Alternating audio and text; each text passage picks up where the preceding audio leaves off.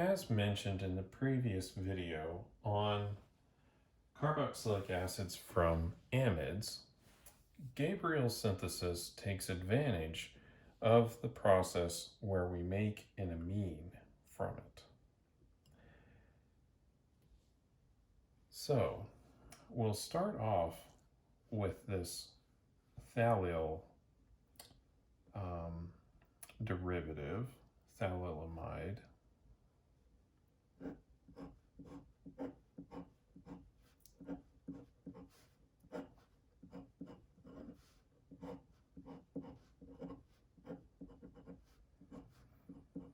And this has a proton on it, and we'll need to get rid of that to increase its nucleophilicity or have it able to attack an alkyl halide. And you'll hopefully begin to see the utility of this synthesis.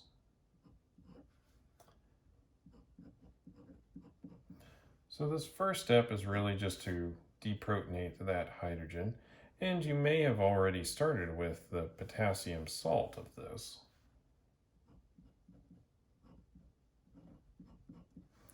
Either way. And then in the second step, we're going to add an alkyl bromide. Now, what this is going to make is a primary amine with the carbons that were attached to this bromine. And it will do it in such a way that we don't get over-alkylation, because all of this is going to be reacted with just that. And we will not be able to over-alkylate, which is one of the major features of this reaction.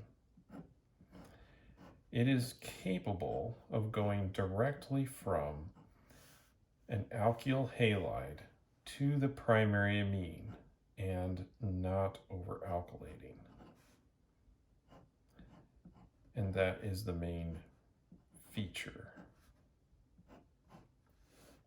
So we form this amide, and then we essentially just hydrolyze this, just like we talked about in the previous video.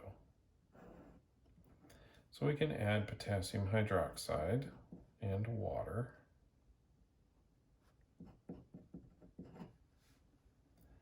And then hydrolyze this.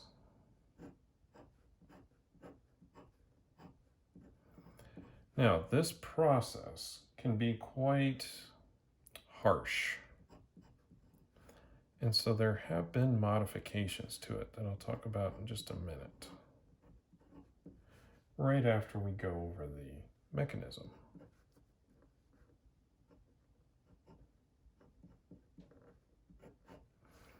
So you'll notice that we've been able to make the primary amine and we have not over-alkylated it. That's a big deal. So to look at the mechanism, first thing we're going to do is just deprotonate this.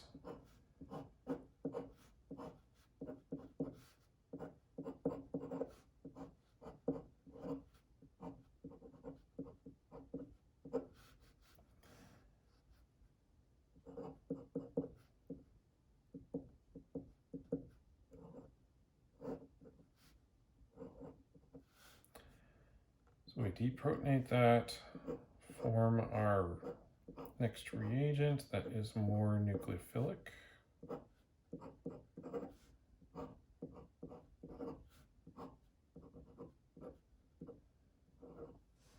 It's got a negative charge on that nitrogen because it has 2 lone pairs now. Then we can bring in our alkyl bromide, which will essentially do an SN2 attack, and then form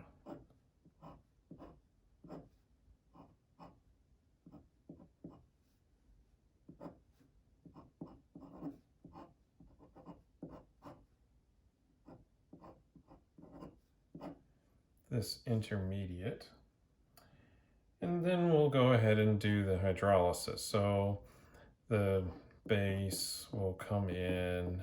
I don't think I'm going to draw this all out in quite all the detail, but that's going to come in, start attacking this carbonyl, then that will leave, the nitrogen will then detach from here. Then we'll do the same thing over on this other carbonyl. This will leave, and effectively then we'll be left with, so in a few steps, we'll be left with our products.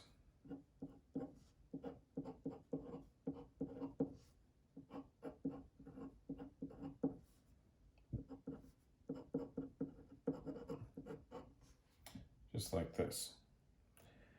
Now, I mentioned that these hydrolysis conditions are kind of harsh, and there have been other modifications to this synthesis, and an important one was by Ing and Mainsky.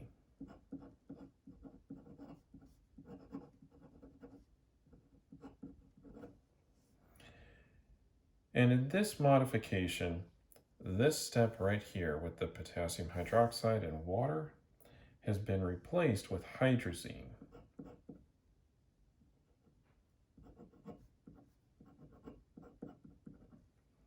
And some kind of solvent, so perhaps an ether. So this will allow us to conduct this almost like a deprotection, or this particular step, in much milder conditions.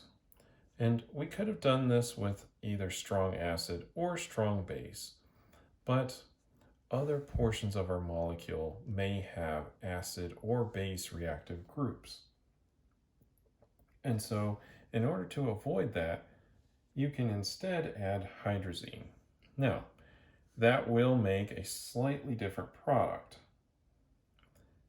The leaving group, or the other part of the molecule that largely we're not really caring about, but we should just write up what's going to happen here. The hydrazine will now take the place there instead of oxygens. And of course, we'll also make the desired amine. And this will make what's called phthalate hydrazide. And again, these are much milder conditions. There have been other modifications to the Gabriel synthesis, which include different starting nitrogen sources. But this is the first example, and it's been used quite a bit. So we'll just go over this particular one. And again, the acid or base hydrolysis was the first report of this process, and it does function. However, if you have acid or base susceptible groups, then you may wish to employ hydrazine instead, and then you'll have this under much milder conditions. Often milder also in terms of temperature.